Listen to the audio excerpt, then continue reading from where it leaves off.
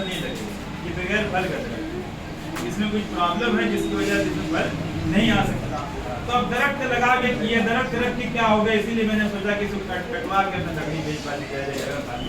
تو معلوم یہ ہوا کہ درخت کے لگانے کا جو اصل مقصد ہے وہ پھلدار ہونا ہے۔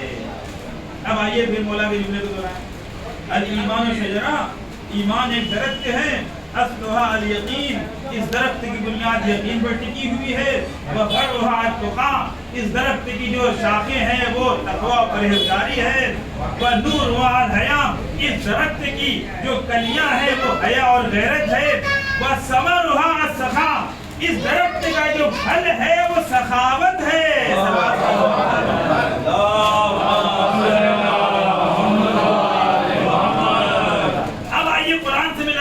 حدیث قرآن نے پانچویں صفت بتائی مومن کی، وَمِمَّا رَزَقْنَاهُمْ يُنْفِقُونَ، جو کچھ بھی اس کو دیا گیا ہے اس میں کنجوسی کر کے رکھ نہ لیتا ہو، چھپا نہ لیتا ہو، بلکہ جو کچھ اس کو دیا ہے اس میں ذرائع خدا میں خرچ کرتا ہو۔ مولا نے فرمایا کہ ایمان کا درخت کامل تبھی ہوگا جب اس میں پھل آ جائے، اور ایمان کے درخت کا پھل سخاوت ہے، کنجوسی نہیں ہے۔ صلوات بر محمد۔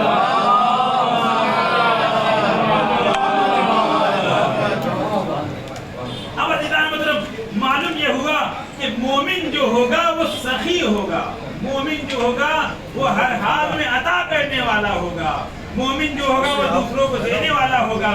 آج دنیا ایک مرتبہ دنیا حیرت پڑتی ہے کہ یہ کہاں سے بھیا یہ مومن کی صفت ہے کہ سخی ہو؟ ہمارے اہل بیت نے دکھایا ہے کر کے مومن اس پہ عمل کرتے ہوئے نظر آتے ہیں۔ صلوات بر محمد۔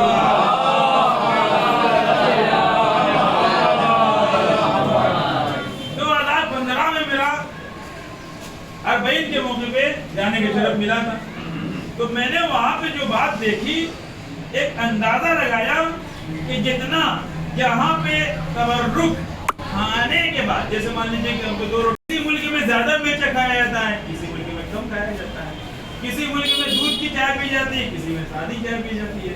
اب مثلا مثال کے طور پر انڈین افراد جب جاتے ہیں تو وہ چٹکارا کھانا پسند کرتے ہیں، ایرانی جو ہے وہ سادہ کھانا پسند کرتے ہیں۔ اب پتہ چلا ہم انڈیا سے گئے، کھانا دیکھا مل رہا ہے، اب جب کھا کے چکھا تو معلوم ہے سادہ ہے۔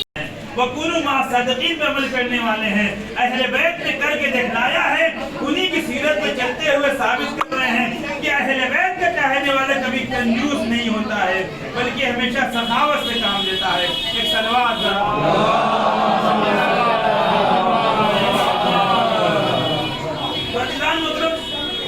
بات ہماری شروع ہوئی تھی اہل بیت کی پیروی سے، اور اہل بیت کی پیروی اور اہل بیت کا اتباع یہی اس کا معنی ہے۔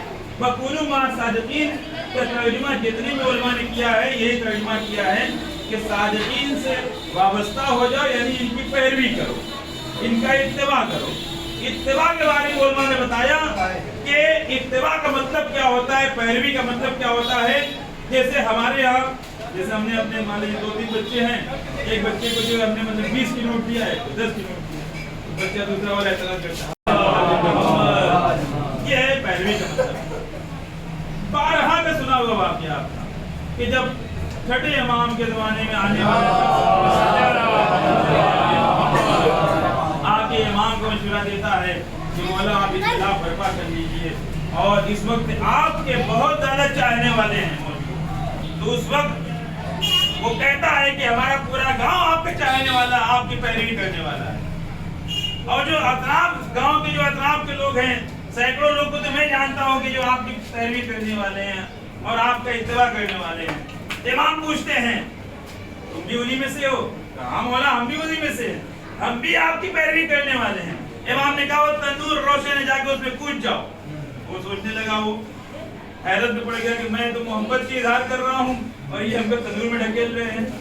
بیٹھا ہوا سوچ رہا ہے، خاموش بیٹھا ہوا، اور وہیں میں اپنی زبان میں باٹیا رہا ہے کہ دوبارہ نہ کہہ دیں، یعنی سن کے انسنی کر رہا ہے، یعنی جیسے کہ سنا ہی نہ ہو اس نے۔ امام بھی خاموش ہے، وہ بھی چپ چاپ سے چلو دوبارہ آرڈر نہیں ملا تو بڑی مشکل ہو جاتی۔ اسی اثنا میں جناب ہارون مکی تشریف لائے، سفر سے واپس آئے، سلام کیا، امام نے